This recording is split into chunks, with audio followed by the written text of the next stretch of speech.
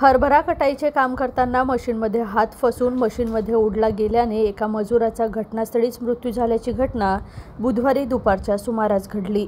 मृत मजुराचे नाव साहिल सूरज देशमुख, वय 25 वर्ष, राहणार दिघोरी, जिल्हा चंद्रपूर असे आहे।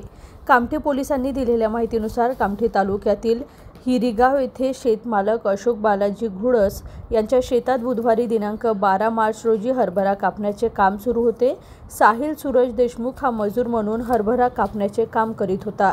तेवढ्यात त्याला त्याच्या वडिलांचा फोन आला। साहिल हा हरभरा कापत असताना मशीनमध्ये हात टाकत होता। साहिल हा फोनवर बोलता बोलता त्याचा हात हरभरा काढण्याच्या मशीनमध्ये गेला। मशीनमध्ये हात गेल्यामुळे तो मशीनमध्ये खिचला गेला। याची माहिती असताना मशीन मालक अरविंद आंभोरे यांनी नवीन कामठी पोलीस ठाण्यात दिलेल्या माहितीवरून पोलीस स्टाफसह घटनास्थळी पोहोचले।